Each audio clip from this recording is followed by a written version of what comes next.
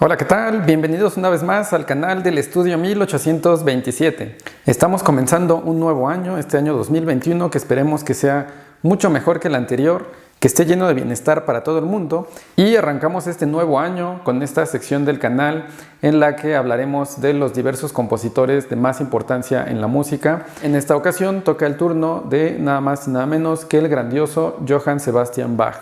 Y si quieres saber más acerca de este compositor, de quién es, de cómo abordar sus obras enfocadas en el piano, bueno, pues no dudes en quedarte en este video. Bienvenidos una vez más y comenzamos.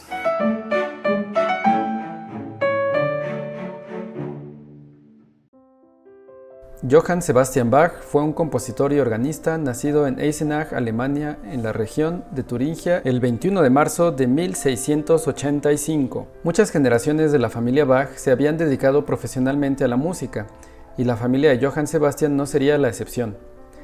En su día a día, algunos de los hermanos de Johann Sebastian aprendían a tocar una amplia variedad de instrumentos, y los mayores practicaban y ensayaban constantemente los instrumentos que ya dominaban. Esta forma de vida en el núcleo familiar permitió que Bach tuviera mucha cercanía con la música a muy temprana edad. Para 1702, Bach concluiría sus estudios en la iglesia de San Miguel. Sin embargo, se vio obligado a dejar la educación formal en la universidad por falta de recursos. Esto lo convenció de llevar una carrera musical en forma. Aprendió a tocar el clave y comenzó a explorar el terreno de la composición con la asesoría de su hermano Johann Christoph. Bach tuvo una diversidad de puestos en los que fue ascendiendo desde sus comienzos como lacayo y violinista hasta ser nombrado compositor de la capilla de la corte real. Durante este tiempo, Bach compuso una gran cantidad de obras, entre las cuales destacan sus obras instrumentales, como las invenciones y suites para teclado, el primer libro del clave bien temperado, sonatas para violín y violonchelo, suites, partitas, los 6 conciertos de Brandenburgo, partitas para clavecín, la misa de órgano, el concierto italiano y las variaciones Goldberg. Además de esto, compuso más de 3 ciclos anuales de cantatas, sus 2 pasiones, San Juan y San Mateo, su Magnificat y muchos motetes y piezas sacras. Dentro de sus últimas obras se encuentran la ofrenda musical y el arte de la fuga, aunque esta última fue una obra inconclusa. Durante sus últimos años, Bach se mantuvo ocupado revisando y organizando muchas de sus obras anteriores. Johann Sebastian Bach moriría como resultado de un ataque de apoplejía el 28 de julio de 1750. Todos hemos escuchado el nombre de Johann Sebastian Bach, o por lo menos hemos visto en alguna partitura o en alguna pieza el nombre que aparece como J.S. Bach. Para todos los pianistas, los músicos que nos dedicamos a esto como una profesión, y de hecho en todas las escuelas, academias, se exige que se vea música de este compositor. ¿Pero por qué? ¿Por qué darle tanta importancia a este nombre, a este compositor? Y bueno, la razón de esto pues es el legado que nos dejó a través de su música. Voy a tratar de explicar un poco a grandes rasgos cuál es la importancia de este compositor, que la verdad es que para todo pianista que se quiera dedicar a esto como profesión, es requisito indispensable abordar su obra. En primera podemos decir que Bach es uno de los compositores más prolíficos que ha habido a lo largo de la historia de la música. Esto quiere decir que es uno de los compositores que ha escrito más cantidad de obras a lo largo de su vida. No es el que ha escrito más, hay otros que lo superan como Telemann, por ejemplo, pero la calidad en sus obras es lo que lo vuelve tan indispensable para todo pianista.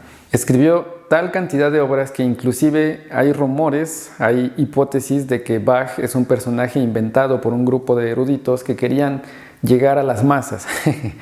Esto, bueno, no lo podemos aseverar, pero pues está el rumor. Y bueno, para poder explicar un poquito la importancia que tiene su música, hay que hablar un poco de lo que es la polifonía.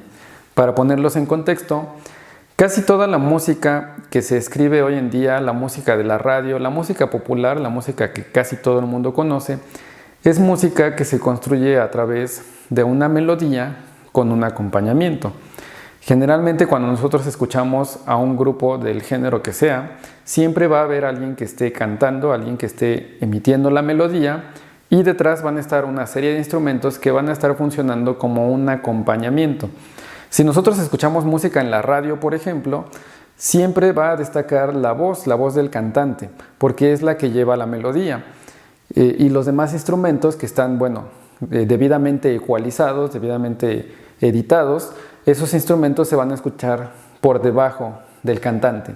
Si nosotros inclusive vamos a un concierto en vivo, generalmente los que están detrás haciendo todo el trabajo de ecualización, lo que hacen es subirle a los micrófonos de la voz y bajarle a los micrófonos de los instrumentos. Por esta razón es que escuchamos siempre la voz del cantante por encima de los demás instrumentos, que simplemente están funcionando como un acompañamiento.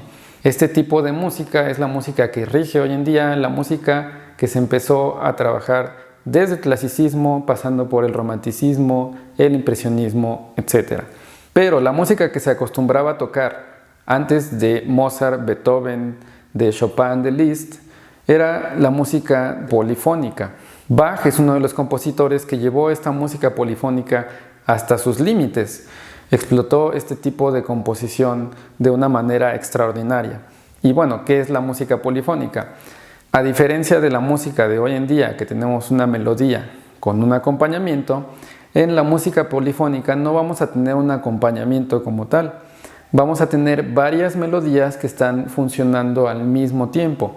Varias melodías que se escuchan a la vez, que están, digamos que dialogando.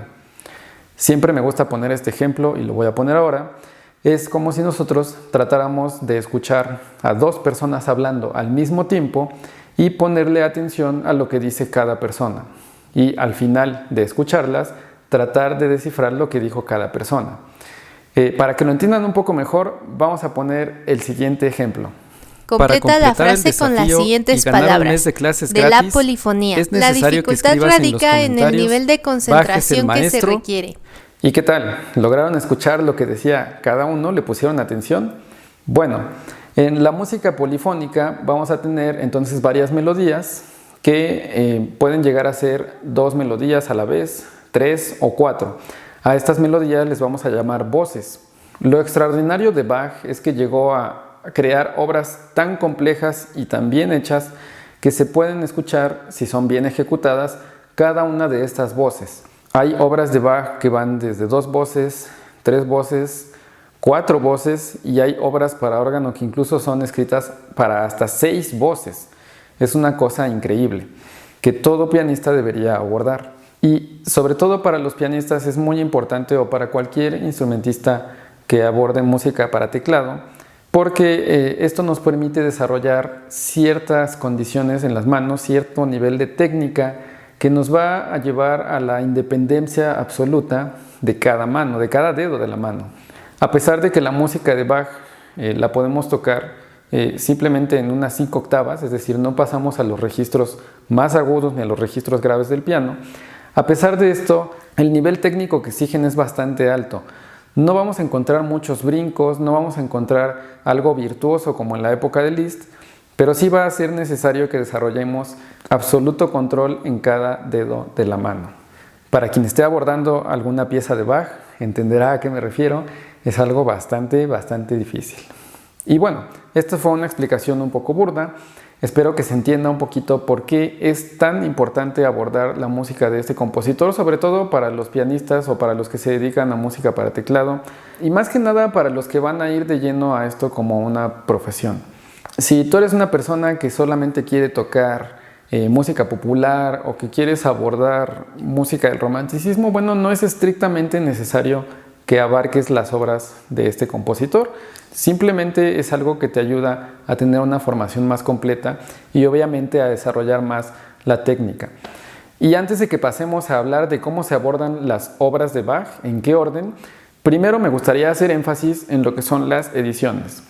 Para todos los músicos, incluyendo los pianistas, es muy importante que revisemos las ediciones. ¿A qué me refiero? Bach no pensaba como los grandes compositores del futuro. Él no tenía contemplado que sus obras fueran a interpretarse en grandes recitales.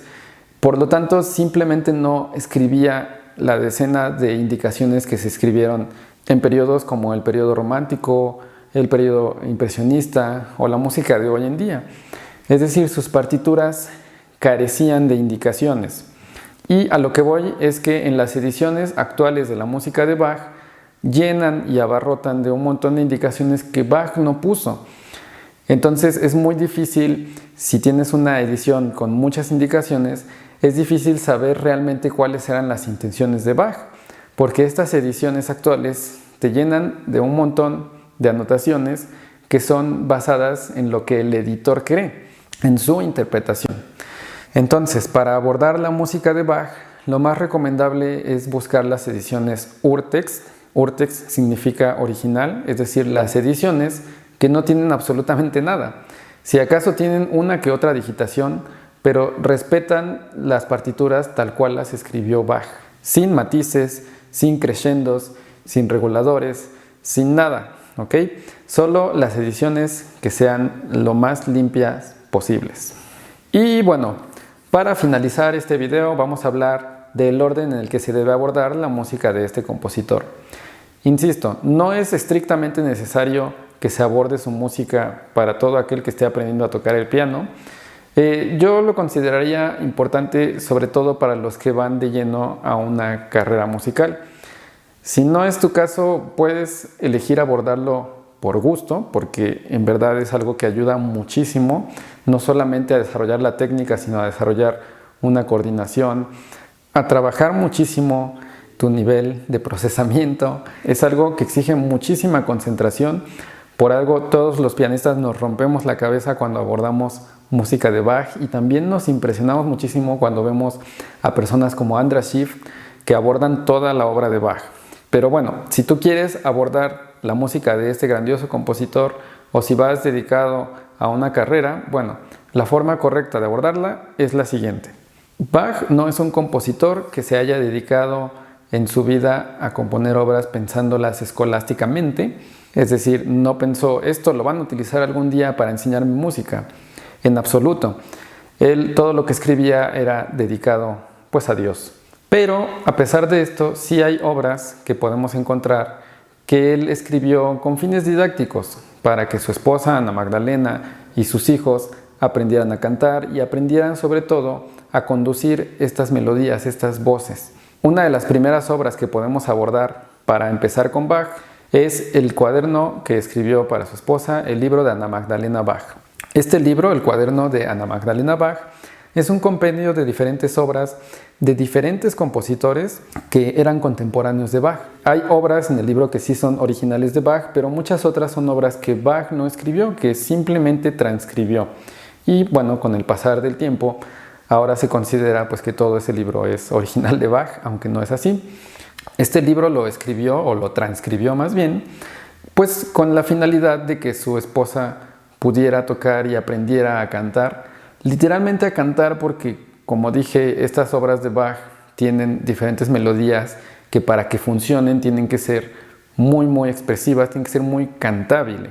Es un término que solemos utilizar en la música para referirnos a expresar una melodía lo mejor posible. Y entonces podemos comenzar con este cuaderno de Ana Magdalena Bach, que tiene una serie de obras que son, digamos que lo más sencillo que podemos encontrar dentro de la música de Bach.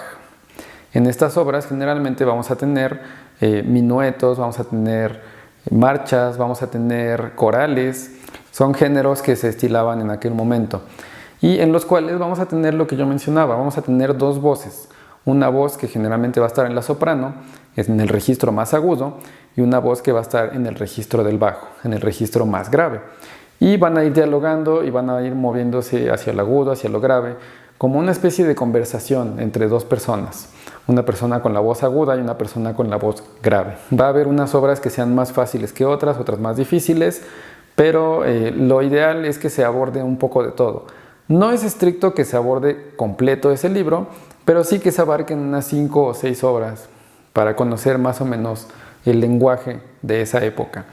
Una vez que se concluyó este cuaderno de Ana Magdalena Bach, lo más recomendable es que se aborde lo que son los pequeños preludios y quizás pequeñas fugas.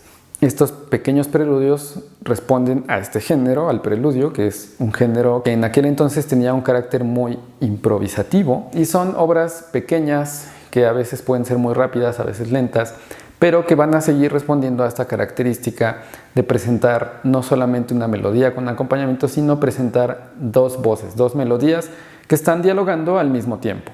Y también, si te atreves, si te animas, puedes abordar las pequeñas fugas que van de la mano con estos pequeños preludios, pero que ya son un reto, son un escalón más, porque son obras sumamente polifónicas que responden a ciertas reglas de composición imitativas que son un poco difíciles de digerir, pero bueno, eso ya es elección de cada quien o de tu profesor si estás bajo la tutela de algún profesor. Posteriormente, una vez que vimos algunos pequeños preludios, que hay una cantidad impresionante, pero puedes ver unos 5 o 6 o menos si es que tienes prisa, posteriormente puedes abordar lo que son las invenciones a 2 voces de Bach. Estas invenciones son obras que ya tienen mucho más estructurada esta cuestión de las 2 voces, por eso se llaman a 2 voces. Son obras que ya te exigen un nivel técnico más alto, un nivel interpretativo también más alto. Hay, al igual que en el libro de Magdalena Bach, hay unas que son más fáciles que otras, pero todas tienen cierto nivel de dificultad. Estas se pueden abordar dependiendo de tu rendimiento, desde que ya estás finalizando el 2.º año y empezando el 3.er año de piano, por ejemplo. Y son, por ejemplo, el requisito que se pide para ingresar a alguna de las facultades o escuelas de música de aquí, de México. Posteriormente, se deben abordar lo que son las invenciones a 3 voces, también conocidas como sinfonías, y como su nombre lo dice, la complejidad aumenta porque ya no solamente vamos a tener 2 voces dialogando, sino que vamos a tener 3 voces. Y la tercera voz se va a repetir de repente para el registro agudo o de repente para el registro grave. Por lo tanto, es más dificultad para la mano que tenga esa tercera voz.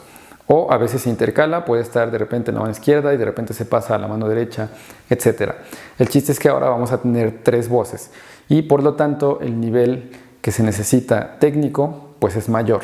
Generalmente estas sinfonías, estas invenciones a 3 voces pues ya se abordan cuando uno ya está en escuelas, en la carrera. Ya no son obras tan sencillas, son obras que quizás solo los profesionales vemos ya en niveles más altos. Tampoco es que sea lo más difícil, pero a lo que me refiero es que ya no son para cualquier persona amateur. Posteriormente, una vez que concluimos lo que son las invenciones a 3 voces, las sinfonías, tenemos una variedad muy amplia de lo que podemos abordar de Bach. Hay, por ejemplo, las suites francesas, que son una serie de danzas que también responden a estas características polifónicas, algunas más que otras, pero que tienen un cierto nivel de complejidad. Y posteriormente podríamos abordar lo que son los preludios y fugas del clave bien temperado de Johann Sebastian Bach. En total hay 48 preludios y fugas, pero generalmente se suelen ver primero los del primer libro, del clave bien temperado. Como en todo, hay algunos que son más fáciles que otros, pero bueno, ahí dependerá de lo que tu maestro te diga en ese momento, porque seguramente si estás en el nivel en el que ya vas a abordar preludios y fugas, pues es casi evidente que tienes un profesor y él es el que va a elegir qué preludio y fuga es el que tienes que abordar.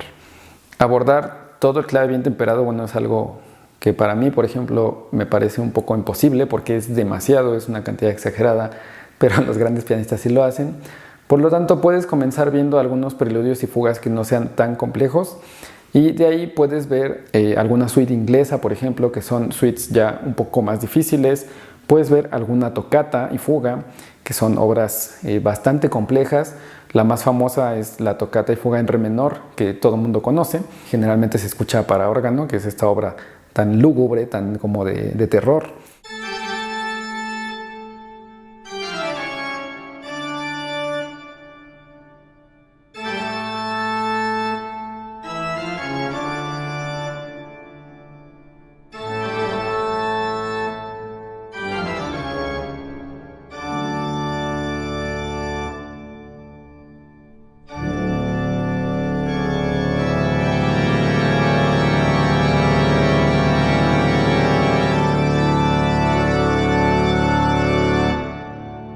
Y bueno, más adelante puedes seguir complementando con preludios y fugas que ya tengan un nivel mucho más alto. Y bueno, pues llegamos una vez más al final de otro video. Arrancamos con todo en este 2021.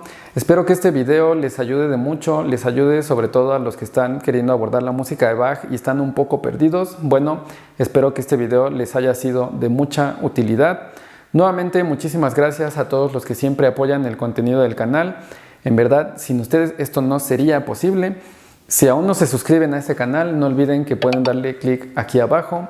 Si tienen algo que agregar o quieren dar su opinión acerca de Bach, de la música de Bach, pueden dejarlo aquí abajo en los comentarios. Y bueno, pues lo que siempre digo, nos veremos para un próximo video aquí en el canal del Estudio 1827.